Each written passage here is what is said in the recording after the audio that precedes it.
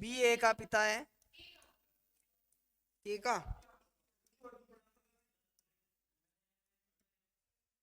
B के का पिता है, किसके, बी के केवल 2 बच्चे,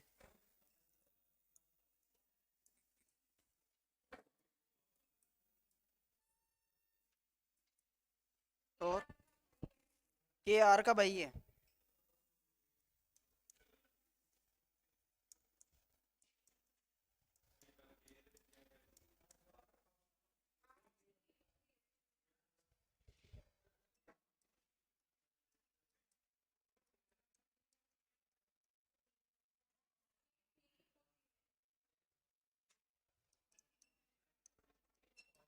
पी की पोती ना,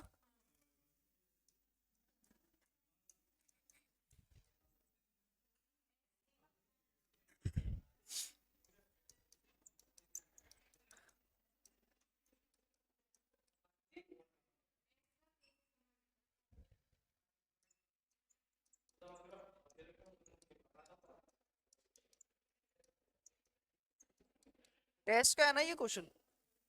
भाई देखो एक बार, टेस्ट का ब्लड रिलेशन वाला एक क्वेश्चन है जो आपके सामने है। इसमें क्या दे रखा है कि बी के का पिता है, बी के केवल 2 बच्चे हैं, के आर का भाई है, आर पी की पुत्री है, ए पी की पोती है, एस ए का पिता है। तो एस का के से आपको संबंध बताना है, ठीक है। तो सबसे पहली लाइन, बी के का पिता है, पिता कौन है, बी है, बी कौन है, पिता है, किसका पिता है, ये के का पिता है, यानी ये इसकी संतान हुई। संतान इसीलिए बोला क्योंकि अभी पता नहीं है ये बेटा है या फिर बेटी है, ठीक है, बस ये इसकी संतान है। और बी पिता है, पिता यानी पुरुषों को हम किस में बंद करते हैं, एक बॉक्स में, और जो फीमेल होगी उसको हम सर्किल में बंद कर देंगे। इसने कहा कि बी के केवल 2 बच्चे हैं, यानी एक तो हो गया इसका के, एक संतान तो के हो गई, एक और कोई आएगी इसकी संतान जो अभी हमें पता नहीं है। के आर का भाई है, ये जो के है ये इस आर का भाई है, तो बताओ ये दोनों संतान बी की हुई या नहीं हुई। अभी आर का पता नहीं है कि वो उसकी पुत्री है या पुत्र है, ठीक है। इसका पता है क्योंकि इसने कहा कि के जो है वो आर का भाई है, तो ये दोनों भाई है या भाई बहन है, किसी भी तरीके से हो सकते हैं, लेकिन ये तो भाई हो गया यानी पुरुष हो गया। अब ये पुत्र है या पुत्री अभी फिक्स नहीं है। आगे बोला आर पी की पुत्री है, चलो इसको भी फिक्स कर दिया कि आर पुत्री है, किसकी पुत्री है, पी की पुत्री है। तो आर जो है वो बी की भी पुत्री है और पी की भी पुत्री है, तो ये तो पिता हो गया और ये कौन हो गई, इसकी माता हो गई। और दोनों को हमने बराबर के साइन से जोड़ दिया, मतलब ये विवाहित जोड़ा है। यहां तक ठीक है। फिर आगे उसने कहा ए पी की पोती है, ए जो है वो पी की पोती है, तो पी की पोती कौन होगी, जो पी की पुत्र की बेटी होगी। अरे जो पी का पुत्र है उसकी बेटी तो पोती कहलाएगी, बेटी की बेटी तो कौन हो जाएगी, नातिन हो जाएगी, ठीक है ना। बेटी की बेटी तो कौन हो जाएगी, नातिन हो जाएगी, लेकिन इसने कहा पोती है तो वो उसके बेटे की बेटी होगी। फिर आगे उसने कहा एस जो है वो ए का पिता है, एस ए का पिता है। यहाँ तो गड़बड़ हो गई है ना, यहाँ कुछ गड़बड़ दे रखा है ना, यानी एस या तो इसकी माता हो सकती है क्योंकि पिता तो कौन होगा, के होगा, वो पुरुष है। अब इसने कहा कि एस का के से क्या संबंध है, क्या क्या दे रखा है ऑप्शन, दामाद बेटा बहनोई और भाई है ना।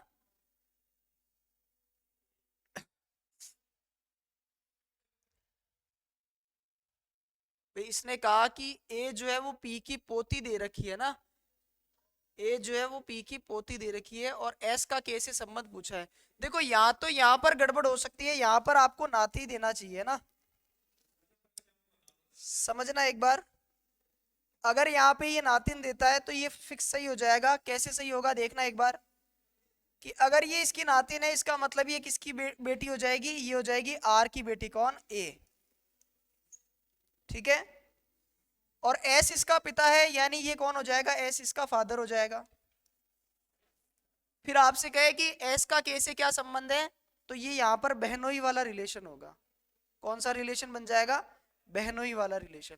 तो यहाँ पर नातिन जो है वो वर्ड आना चाहिए था, इस वर्ड की वजह से ये क्वेश्चन आपका गड़बड़ हो गया। पोती और नातिन एक कैसे है, पोती तो बेटे की बेटी हो गई और नातिन बेटी की बेटी हो गई है ना, इस तरीके से है। हाँ, क्वेश्चन में यहाँ गड़बड़ है एक जगह। क्या होती है? नाती और नातिन। नाती होता है बेटी का बेटा, और नातिन होता है बेटी की बेटी। अरे नाती पोते नहीं बोलते हैं क्या? पोते पोती अलग होते हैं, नाती और नातिन अलग होते हैं।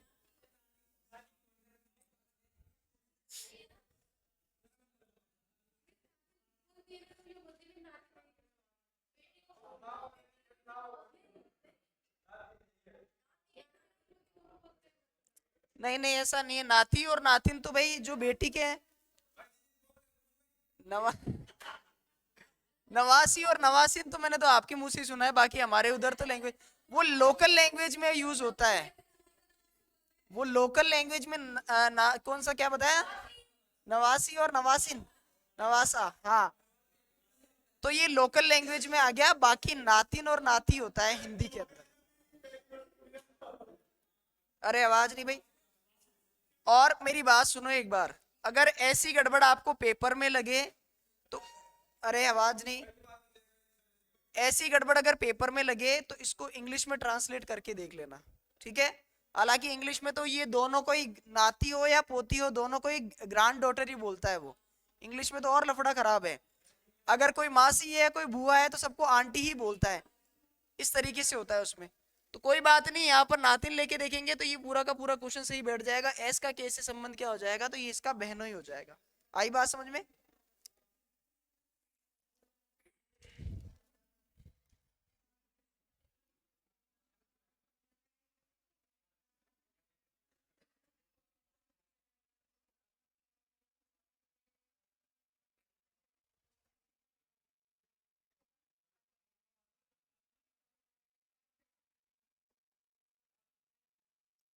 आवाज नहीं भाई। अब थोड़ा सा जो आपका पजल टाइप का क्वेश्चन आता है वो आपका सिटिंग अरेंजमेंट वाला है, जिसके अंदर आपको थोड़ा सा टाइम लग जाता है। और इसमें लैंग्वेज का सबसे बड़ा खेल होता है। लैंग्वेज आपको अच्छे से समझ में आनी चाहिए, ठीक है? देखो, जो सिटिंग अरेंजमेंट है वो कितने टाइप के होते हैं? ये दो टाइप के सिटिंग अरेंजमेंट होते हैं।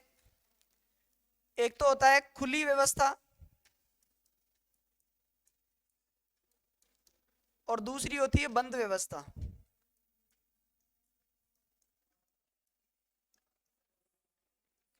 देखो, खुली व्यवस्था का मतलब क्या है कि एक सीधी रेखा में बैठना, है ना? और बंद व्यवस्था का मतलब है किसी बंद आकृति में बैठना, जैसे वृत्ताकार आकृति में बैठ गया, चतुर्भुजाकार आकृति में बैठ गया, उसको हम बोलते हैं बंद व्यवस्था। तो खुली व्यवस्था में तो क्या होता है कि इसमें इसको बोलते हैं हम रेखीय व्यवस्था। देखिए, रेखीय जो व्यवस्था होती है उसका मतलब ये होता है कि इसके अंदर अंतिम छोर होते हैं। इसमें क्या होते हैं? अंतिम छोर होता है कि भाई ए जो है वो लास्ट में बाईं ओर बैठा है, बी जो है वो लास्ट में दाईं ओर बैठा है। तो इसमें दो अंतिम छोर होते हैं, किसमें? खुली व्यवस्था में। लेकिन बंद व्यवस्था में कोई अंतिम छोर नहीं होता है। इसकी जो व्यवस्था होती है वो होती है आपकी वृत्ताकार, या फिर होती है वर्गाकार। इसमें आयताकार भी हो सकती है। यानी बंद आकृतियां जो भी होती है उसके अंदर बिठा देता है, किसी सर्किल में बिठा देता है, किसी वर्ग में बिठा देता है, किसी आयत में, पंचभुज में, किसी भी प्रकार से वो बिठा सकता है, ठीक है? और खुली व्यवस्था में क्या होगा? इसके अंदर दो अंतिम छोर मिलेंगे आपको, केवल एक सीधी रेखा में होगा, ठीक है? देखो, पहला टाइप वो कैसे दिखा सकता है? केवल एक रेखा में व्यवस्था।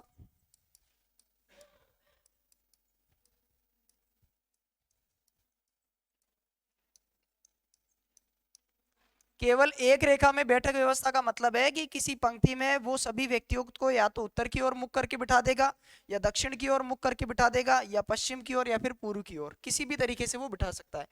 लेकिन जो दूसरा टाइप इसमें हम पढ़ेंगे उसके अंदर होगा कि दो समांतर पंक्तियों में बैठक व्यवस्था। दो समांतर पंक्तियों में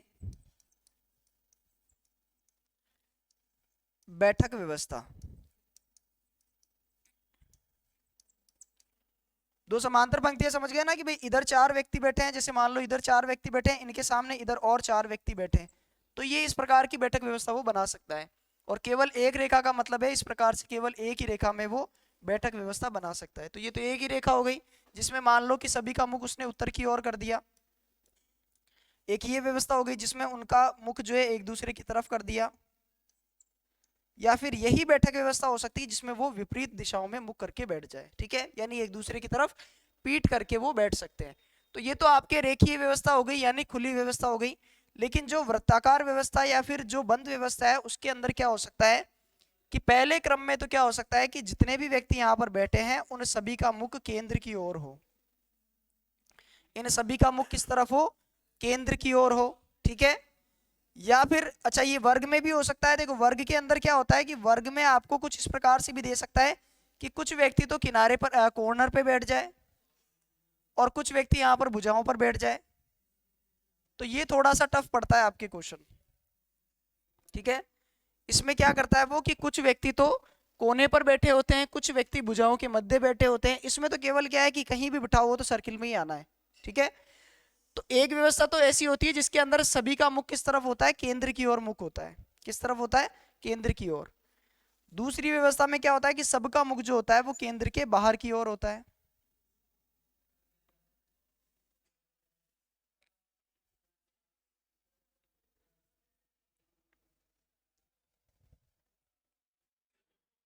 इस प्रकार से क्या दिया होता है, केंद्र के बाहर की ओर। अच्छा इसमें और इसमें फर्क क्या है, इसमें और इसमें फर्क इतना ही है कि लेफ्ट राइट कंफ्यूज करेगा हमें, हमें कंफ्यूज क्या करेगा, लेफ्ट राइट। जैसे यहाँ जो व्यक्ति बैठा है तो वो आप खुद को मान लेना कि भाई इसका फेस बोर्ड की तरफ है या आपका फेस नोटबुक की तरफ है, तो इसका जो लेफ्ट होगा वही आपका लेफ्ट होगा, इसका जो राइट होगा वही आपका राइट होगा। लेकिन ये व्यक्ति जो है ये विपरीत दिशा में मुख करके बैठा है, तो इसके अगर हमें लेफ्ट में बिठाना है तो हमें इस दिशा में चलना पड़ेगा, यानी इस दिशा में। तो बस लेफ्ट राइट का कंफ्यूजन है यहाँ पर। और तीसरी व्यवस्था इसको और टफ करने के लिए वो क्या होती है कि कुछ व्यक्ति तो केंद्र की ओर मुख करके बैठते हैं और कुछ व्यक्ति केंद्र के बाहर की ओर मुख करके बैठते हैं। जैसे इसके अंदर तो और भी कंफ्यूज करेगा वो कि इस वर्ग में कॉर्नर पे बैठे व्यक्तियों का मुख तो केंद्र के बाहर की ओर होगा और बीच में बैठे व्यक्तियों का अंदर की ओर होगा। तो ये लेफ्ट राइट कंफ्यूज करेगा, इससे ज्यादा कुछ भी नहीं करेगा इसके अंदर। क्या हुआ, सम्मुख का मतलब एक दूसरे की तरफ मुंह करके बैठना। केंद्र की ओर सम्मुख करके बैठे हैं तो ये वाला है, ये सम्मुख है या केंद्र की ओर मुख में लिख देता हूं यहाँ पे। इसका मतलब है सम्मुख या केंद्र की ओर, इसका है विपरीत या केंद्र के विपरीत। और इसमें तो बता ही देगा कि कुछ व्यक्ति केंद्र की ओर देख रहे हैं, कुछ व्यक्ति बाहर की ओर देख रहे हैं। इसको उतारो एक बार।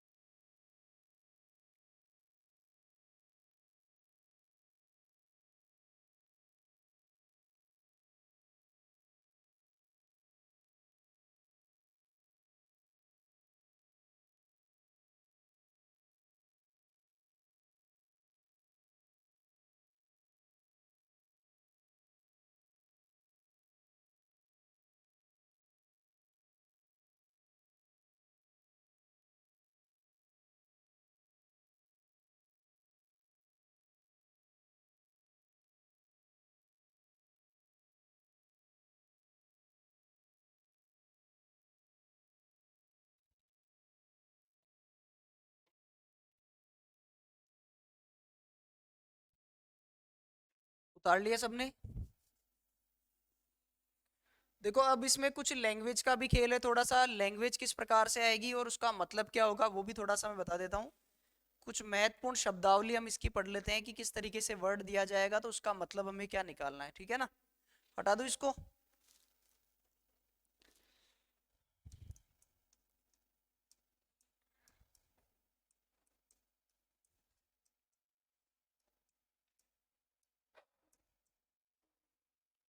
महत्वपूर्ण शब्दावली। देखो अगर आपको ऐसे लिखा मिल जाए कि ए जो है वो बी व सी का पड़ोसी है, तो इसका मतलब क्या समझे तुम? ए जो है वो बी व सी का पड़ोसी, इसका मतलब क्या समझे? बीच में है, वो बी और सी के क्या है, बीच में। भाई ए पड़ोसी होना चाहिए बी का भी और सी का भी, इसका मतलब ए यहां है तो एक पड़ोसी तो इसके इधर आएगा और एक पड़ोसी इधर आएगा। तो या तो ये बन सकता है या फिर अभी फिक्स नहीं है कि कौन किधर बैठा है, इसका मतलब हम ये भी लिख सकते हैं सी ए बी। अरे इस ए के पड़ोसी कौन है, सी बी है और बी भी है। तो वो ये दो प्रकार से बन सकते हैं। अगर हमें सिर्फ इतना सा लिखा हुआ मिले कि ए जो है वो बी व सी का पड़ोसी है, इसका मतलब ए आपके बी और सी दोनों के बीच में आएगा। अब किस तरीके से आएगा, तो वो बी और सी की पोजीशन पता नहीं है, इसलिए हम क्या ले सकते हैं, बी ए सी भी ले सकते हैं या फिर सी ए बी भी ले सकते हैं। जैसे जैसे आगे प्रश्न पढ़ते जाएंगे हम उसमें क्लियर होता जाएगा कि बी आगे है या पीछे है, वो किस प्रकार से, ठीक है। बस आपको इतना ध्यान रखना है कि इस लाइन का मतलब दो चांस बनेंगे यहाँ पर, या तो ये या फिर ये।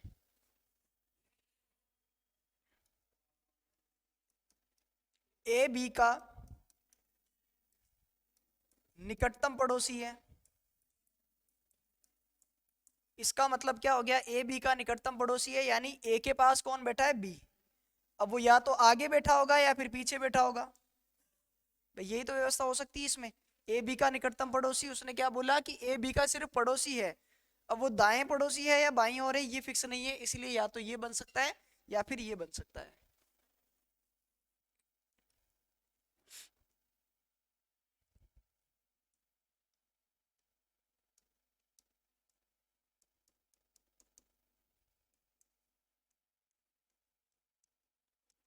ए बी के बाएं तीसरा है, कौन है बाईं और तीसरा, ए है, किसके, बी के। तो पहले आप बी को बनाओगे कि ये जो बी है इसके बाएं तीसरा, देखो बी का फेस अगर इस तरफ है तो बाएं तीसरा इधर ही चलेंगे हम। तो पहला दूसरा और इस तीसरे स्थान पर कौन बैठा है, ए बैठा है। तो ए बी के बाएं तीसरे का मतलब है कि ये बी है, इसके पहला दूसरा और तीसरे स्थान पर कौन बैठा है, ए बैठा है। अब सबसे इंपॉर्टेंट जो शब्दावली है उसको ढंग से समझना, क्योंकि ये हमेशा कंफ्यूज करता है कि कब हमें किस तरीके से बनाना है। जैसे आपको दे रखा है ए बी के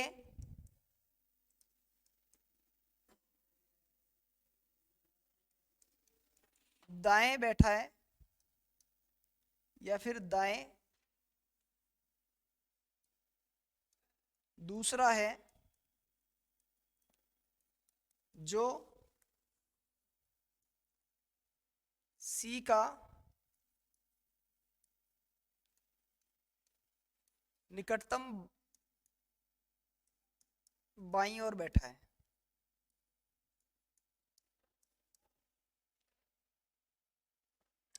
जो सी का निकटतम बाईं ओर बैठा है, सी के निकटतम बाईं ओर बैठा है। अब ये लाइन दे रखी है आपको, अब मुझे ये बताओ इसको किस प्रकार से बनाओगे। पहले इस लाइन से तो आप बना सकते हो कि ए बी के दाएं दूसरा है, ए जो है वो कहाँ है, बी के दाएं दूसरा। तो इसको बनाने के लिए सबसे पहले हम बी को बिठाएंगे कि बी जो है उसके दाएं दूसरा कौन बैठा है, ए बैठा है। तो ए बैठा है यहाँ पर, ठीक है। जो सी के निकटतम बाईं ओर बैठा है, कौन बैठा है सी के निकटतम बाईं ओर, ए नहीं बैठा है, बी बैठा है। ए नहीं बैठा है, कौन बैठा है, बी बैठा है। ये जो वर्ड जो है आपका इसी तरीके से कंफ्यूज करता है। इसने कहा कि ए बी के दाएं दूसरा है, किसके दाएं दूसरा है, बी के, बी के दाएं दूसरा है। और ये बी जो है वो सी के निकटतम बाईं ओर बैठा है। ये जो सी, ये बी जो है वो सी के निकटतम बाईं ओर बैठा है। तो ये जो वर्ड है ना, ये जो वर्ड, इसका मतलब है कि इसका संबंध आगे वाले से नहीं है, इसका संबंध दूसरे वाले व्यक्ति से है। इसका संबंध किससे है, दूसरे वाले व्यक्ति से। तो इस बी को हम रिलेट करेंगे किससे, सी से। इसने कहा कि ए बी के बाएं दूसरा दाएं दूसरा है तो दाएं दूसरा बिठा दिया। जो सी का निकटतम बाईं ओर बैठा है, ये किसके निकटतम बाईं ओर बैठा है, ये सी के निकटतम बाईं ओर बैठा है, यानी सी आपका यहां बैठा है। तो ये व्यवस्था बनेगी। अब आप जो कह रहे हो कि सर ए से कनेक्ट होना चाहिए था, ए से कनेक्ट इस सेंटेंस में नहीं होगा। जब यही सेंटेंस वो आपका कुछ और तरीके से देगा तब कनेक्ट होगा। और वो कैसे देगा, यहां पर नंबर 5 देखे कि ए जो है बी के निकटतम बाईं ओर है, और यहां पर जो की जगह क्या आएगा, और सी के दाएं तीसरा है। यहां और वर्ड यूज में लिया है इसने। इसने क्या बोला कि ए बी के निकटतम तो बाईं ओर बैठा है, और वही ए जो है इस सी के दाईं ओर तीसरा बैठा है। बात समझ में आ रही है? जो और इन दो वर्ड में ही ऐसी पावर है कि आपका क्वेश्चन गलत करवा सकते हैं। तो और का मतलब तो है, इसने देखो, अब और का मतलब आप ये तो जानते हो कि एक ही व्यक्ति जो है उस वो दो के बारे में बात बताता है। जैसे इसने कहा कि ए बी का निकटतम बाईं ओर बैठा है। किसके निकटतम बाईं ओर बैठा है, बी के। इसने ए के लिए एक बात तो ये बोल दी, और दूसरी बात फिर से ये ए के लिए बोल रहा है कि और ए जो है वो सी के दाईं ओर तीसरा है। जबकि जो वर्ड जो है उसने ए का कनेक्शन काट दिया। उसने कहा कि जो हमने ए का कनेक्शन बी से बताया था ना, जो मतलब वही बी जो है वो सी के निकटतम बाईं ओर बैठा है। ठीक है, वही बी जो है वो सी के निकटतम बाईं ओर बैठा है। तो जो का मतलब तो है आपको इस बी से दूसरे वाले व्यक्ति से कनेक्ट करना है, और का मतलब है कि ये जो दोनों बातें हैं ये पहले वाले व्यक्ति के लिए है कि वो ए ही बी के निकटतम बाईं ओर है, और वही ए जो है वो सी का दायां तीसरा है। तो इसको हम बनाएंगे ए बी के निकटतम बाईं ओर। तो इस बी के निकटतम बाईं ओर कौन बैठा है, ए बैठा है, और यही ए जो है सी के दाएं तीसरा बैठा है। तो सी इधर होगा तभी बैठेगा, सी का दायां तीसरा, पहला दूसरा और ये तीसरा। तो इनकी व्यवस्था इस प्रकार से बनेगी। अरे बात समझ में आई क्या? तो ध्यान रखना कि जो अगर आपको दिख जाए, नोट करके इसको शॉर्ट में यूं लिख लो, नोट करके इसको शॉर्ट में यूं लिख लेना कि अगर आपको जो वर्ड दिख जाए तो इसका कनेक्शन होगा ऑब्जेक्ट के साथ, और अगर आपको दिख जाए और वर्ड तो इसका कनेक्शन होगा सब्जेक्ट के साथ। ऑब्जेक्ट मतलब आपका कर्म हो गया, सब्जेक्ट मतलब आपका कर्ता हो गया। अरे ये इंग्लिश में पढ़ के आ गए ना तुम लोग? पढ़ लिया ना इंग्लिश में, या नहीं पढ़ा अभी तक? टेंस पढ़ा क्या आपने? पढ़ लिया। तो सब्जेक्ट कौन होता है, जो पहले आता है कि ए बी के निकटतम दाईं ओर है, ए के बारे में बता रहा है तो वो सब्जेक्ट हुआ। किससे तुलना कर रहा है, बी से, यानी वो ऑब्जेक्ट हो गया। तो जो आएगा ऑब्जेक्ट के साथ, और मतलब वो सब्जेक्ट वाले यानी पहले वाले व्यक्ति की ही तुलना कर रहा है, वो किससे, और से ना। तो ये भी उतार लो एक बार। ये दोनों इंपॉर्टेंट है, इनका ध्यान रखना भैया ना, ये कंफ्यूज करेंगे आपको।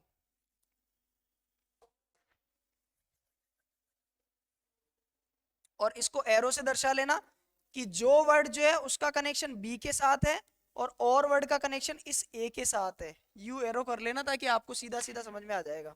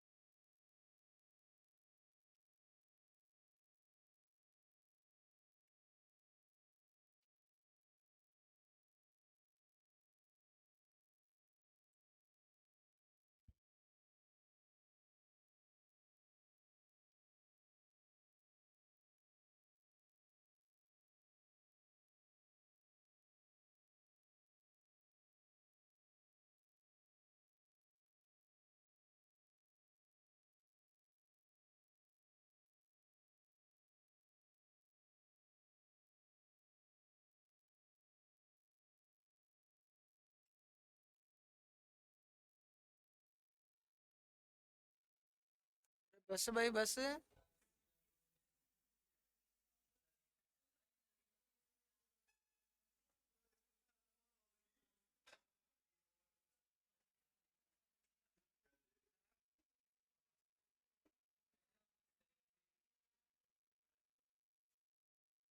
अरे उतार लिया सबने? चलो एक प्रश्न लिखो।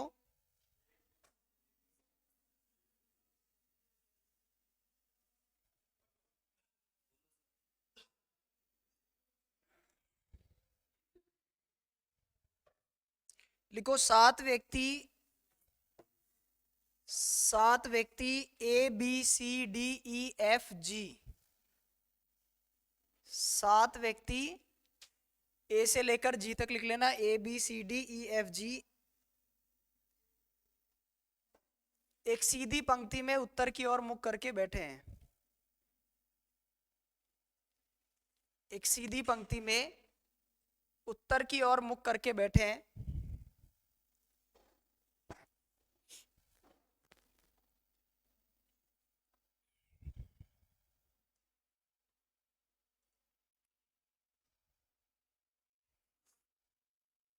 लिख लिया? आगे लिखो, ए डी के बाईं ओर तीसरे स्थान पर बैठा है। ए डी के बाईं ओर, डी फॉर डॉग, डी के बाईं ओर तीसरे स्थान पर बैठा है।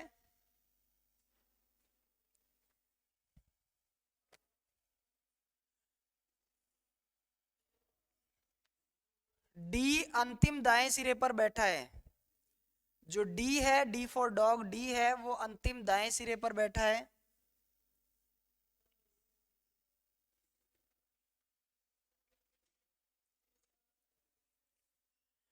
ए और एफ के बीच केवल दो व्यक्ति बैठे हैं।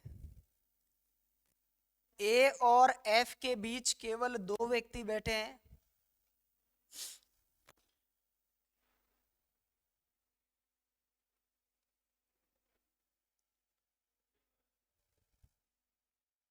बी एफ के ठीक बगल में बैठा है। बी एफ के ठीक बगल में बैठा है। अब बगल का मतलब बताया ना, ये पड़ोसी है, निकटतम पड़ोसी, मतलब बगल मतलब दाया बाया किधर भी।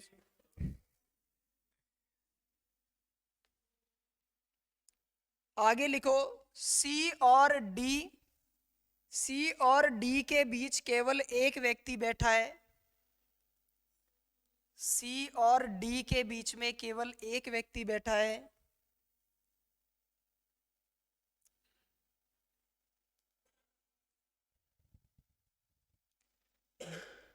जी ए का पड़ोसी नहीं है।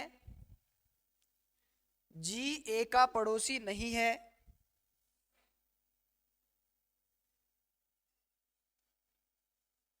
तो बी और ए के मध्य कौन बैठा है? तो बी और ए के मध्य कौन बैठा है, यह आपको बताना है। लास्ट जो लाइन थी उसमें था कि जी ए के ठीक बगल में नहीं बैठा है या फिर जी ए का पड़ोसी नहीं है।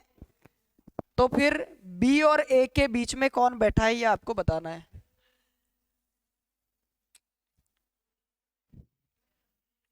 ये उतार लिया सबने? हाँ, बना सकते हो क्या? एक बार कोशिश करो। ऑप्शन सी जी ई एफ। ई बैठा है, एफ बैठा है। आराम से देखो एक बार।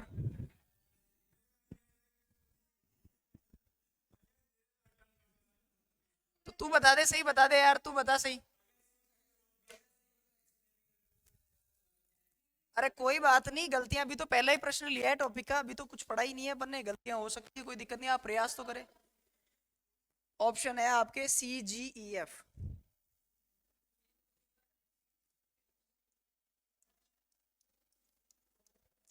सी, जी, ई और एफ, इन चारों में से कौन सा है, ये आपको बताना है।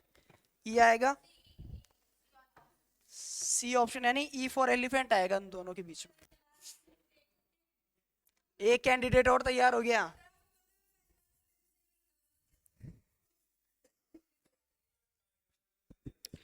चलो सुनो मेरी बात, अब इनको करने का तरीका बताता हूं मैं आपको। सबसे पहले इसने क्या बोला कि टोटल कितने लोगों को बिठाना है हमें? 7 लोगों को। भाई सामने ध्यान दो सब लोग, अभी आपको ही दूंगा प्रश्न, आप लोगों को ही करना है। तो 7 लोगों को बिठाना है, तो मुझे इतना तो पता है कि 2 व्यक्ति तो कहाँ आएंगे, अंतिम छोर पे आएंगे। भाई 2 व्यक्ति तो कहाँ आएंगे, अंतिम छोर पे। 2 व्यक्ति तो जो है फिक्स है कि अंतिम छोर पे आएंगे। बचे कितने, 5। वो 5 व्यक्ति सेंटर में आएंगे। तो 1 2 3 4 और ये 5। अरे बताओ इसी तरीके से बिठाएंगे या नहीं बिठाएंगे? क्योंकि खुली व्यवस्था है तो 2 व्यक्ति तो फिक्स है, अंतिम छोर पे जाएंगे। अब इसने प्रश्न में क्या बोला है, सबसे पहले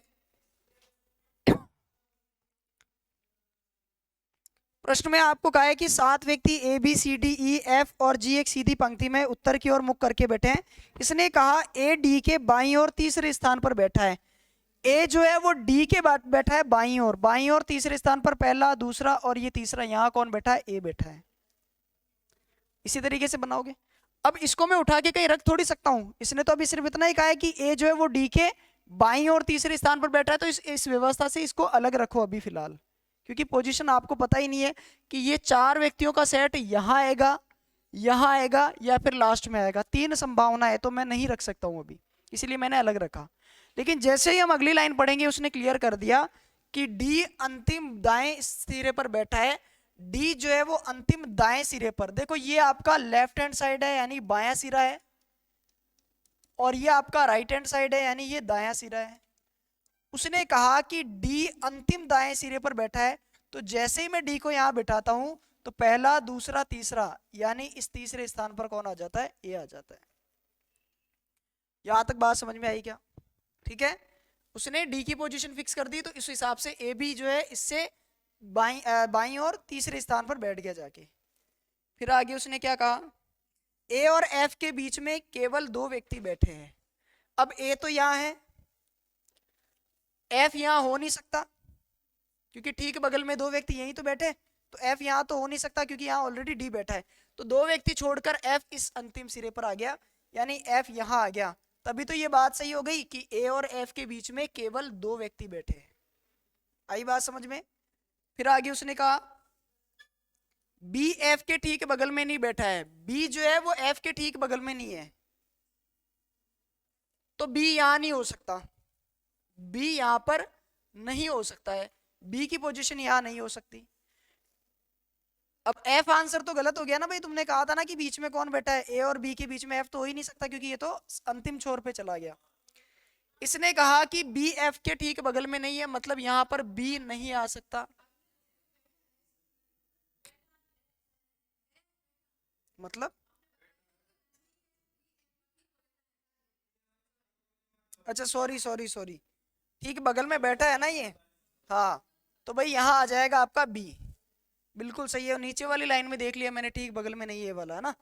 तो बी क्या है, एफ के ठीक बगल में, मतलब बी आपका यहीं आएगा। अब आगे देखो इसने क्या कहा कि सी और डी के बीच केवल एक व्यक्ति बैठा है ना, यही है ना, सी और डी के बीच में। देखो डी तो यहाँ पर है, तो सी यहीं पर तो आएगा। तो सी और डी के बीच में केवल एक व्यक्ति बैठा है। अब सिर्फ 2 व्यक्तियों का स्थान बचा है, एक तो यहाँ और यहाँ। ठीक है, कौन कौन बचे, एक तो बचा आपका ई बचा है और एक जी बचा है। ये 2 व्यक्ति आने हैं। अब इसने कहा कि जी जो है वो ए के बगल में नहीं है, तो जी आपका यहाँ नहीं आ सकता, तो जी यहीं आएगा। और फिर यहाँ बचा हुआ कौन आ जाएगा आपका, ई आ जाएगा। आ रही है बात समझ में? तो उस हिसाब से कौन है ए और बी के बीच में, ए और बी के बीच में आपका ई बैठा है, यानी ऑप्शन नंबर सी आपका एकदम राइट आंसर होगा। अरे आई बात समझ में? तो हमें धीरे धीरे करके इसको बनाना पड़ेगा, और बनाने का तरीका यही रखो कि 7 व्यक्ति है तो 2 को तो अंतिम छोर पर बिठा दो, आप फिक्स कर दो। ठीक है, फिर जिस तरीके से ये सेट बन रहा है, इस ए से लेकर डी तक के व्यक्तियों को हम यहाँ पर रख नहीं सकते, लेकिन अगली लाइन में बोला उसने कि डी आपका अंतिम दाएं सिरे पर बैठा है, इसलिए इसको एज इट इज उठा के यहाँ रख दिया। फिर आगे जिस तरीके से वो इन्फॉर्मेशन देगा आप लोग आराम से बना सकते हो। लिखो ऐसा ही एक और प्रश्न।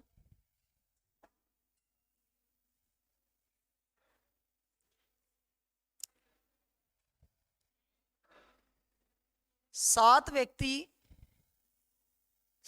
व्यक्ति M N O P Q R S एक सीधी पंक्ति में उत्तर की ओर मुख करके बैठे हैं। 7 व्यक्ति MNOPQRS उत्तर की ओर मुख करके बैठे हैं।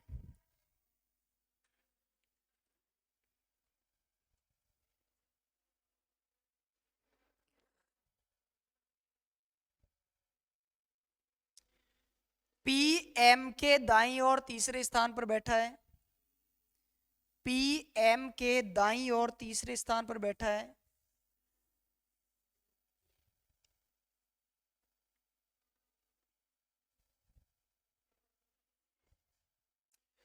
Q और S के मध्य 4 व्यक्ति बैठे हैं। Q और S के मध्य 4 व्यक्ति बैठे हैं।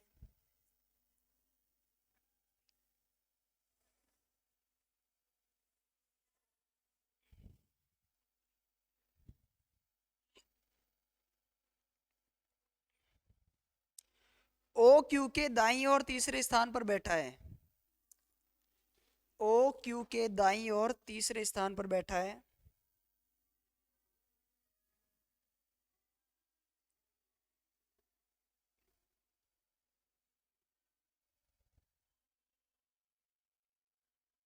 RQ के बाईं ओर, RQ के बाईं ओर ठीक बगल में बैठा है। तो पंक्ति के ठीक मध्य में कौन बैठा है? RQ के बाईं ओर ठीक बगल में बैठा है।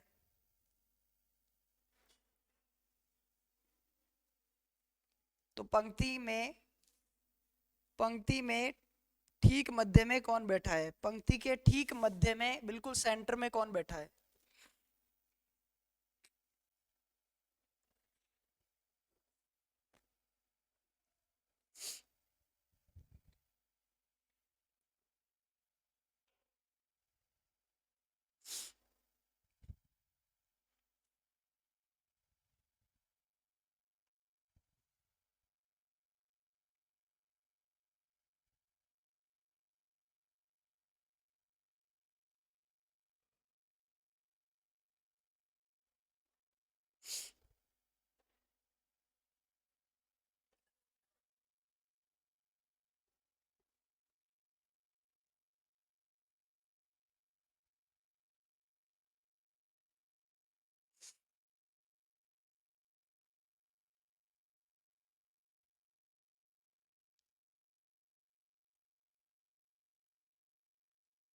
ऑप्शन नंबर सी।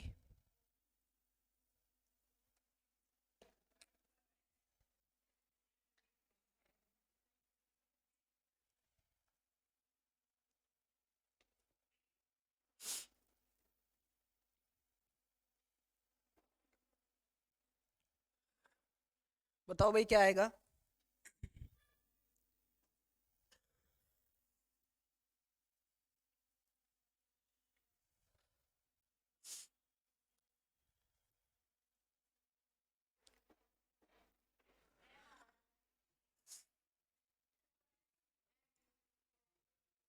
ओ भी आ रहा है।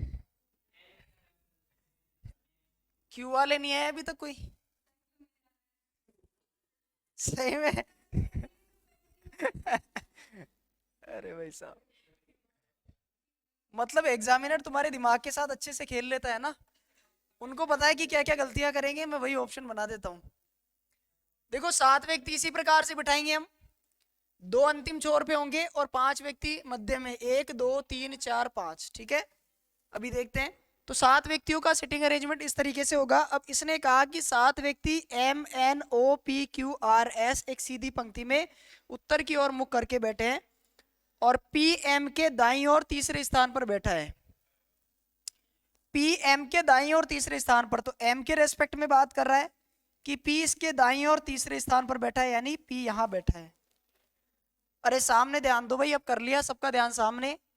इसने कहा कि PM के दाईं ओर तीसरे स्थान पर, तो ऐसे तो बिठाएंगे इसको। फिर इसने आगे कहा Q और S के बीच में केवल 4 व्यक्ति है।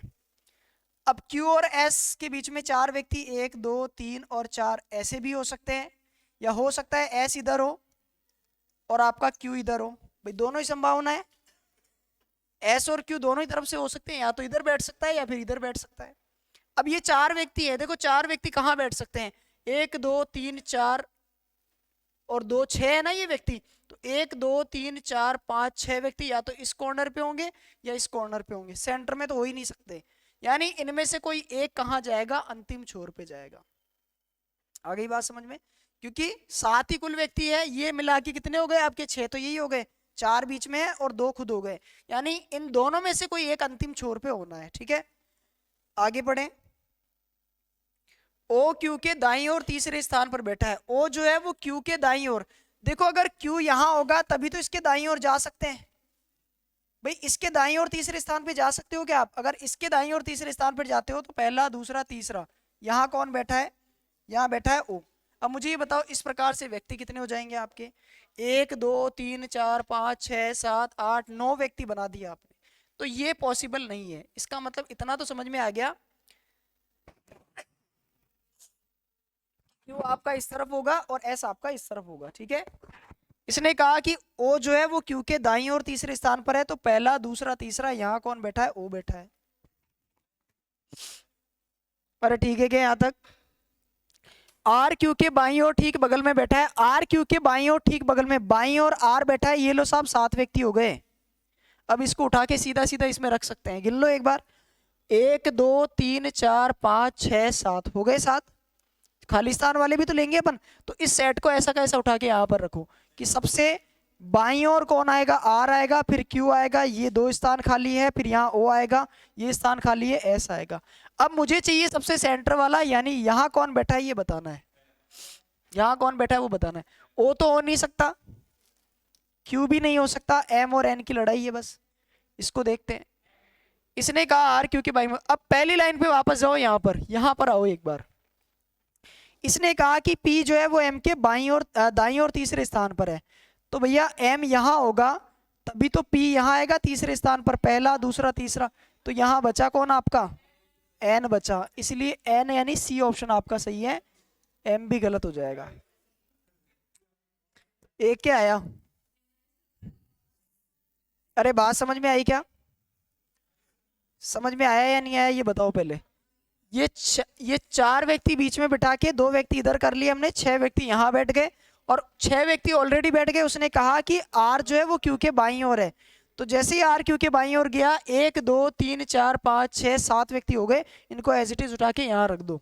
ठीक है, फिर इस सेट को इसी के अंदर सेट करेंगे, तो ये सेट आपका कैसे बनेगा कि P जो है वो M के दाईं और तीसरे स्थान पर, तो M जब यहाँ आके बैठेगा तभी तो वो तीसरे स्थान पर यहाँ आ सकता है, तो M यहाँ आ गया, P यहाँ आ गया, बचा हुआ कौन होगा आपका, N होगा, इसीलिए इसका आंसर क्या होगा, C ऑप्शन। चलो लिखो एक और प्रश्न।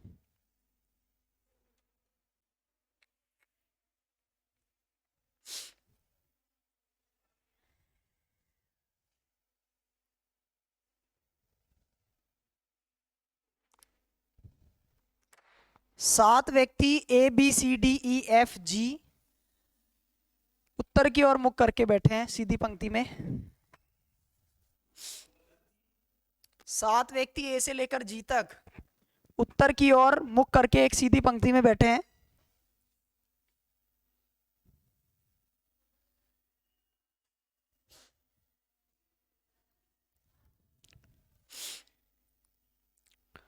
डी और जी के मध्य केवल 2 व्यक्ति बैठे हैं।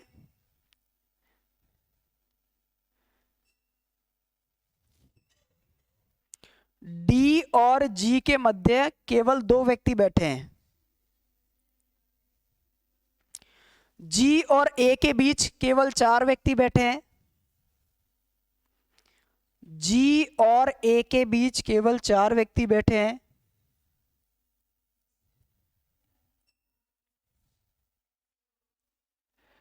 बी ए के दाईं और चौथे स्थान पर है।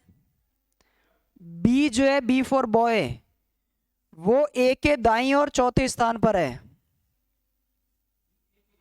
हाँ,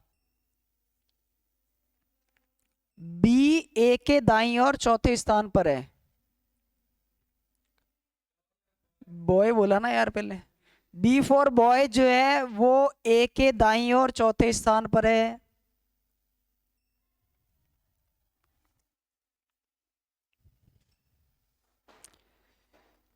जी बी और ई के ठीक मध्य बैठा है, बी और एफ के ठीक मध्य बैठा है।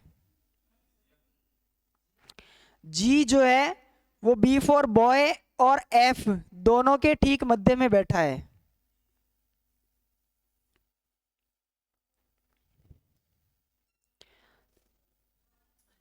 एफ सी के दाएं पांचवें स्थान पर बैठा है, एफ सी के दाएं पांचवें स्थान पर बैठा है।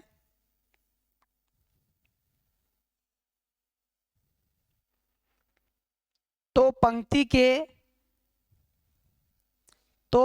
के बाएं सिरे से, तो पंक्ति के बाएं सिरे से तीसरे स्थान पर कौन बैठा है? तो पंक्ति के बाएं सिरे से तीसरे स्थान पर कौन बैठा है?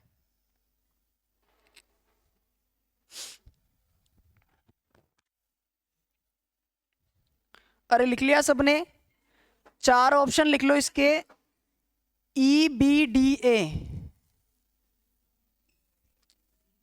चार ऑप्शन लिख लो इसके, ई बी डी और ए।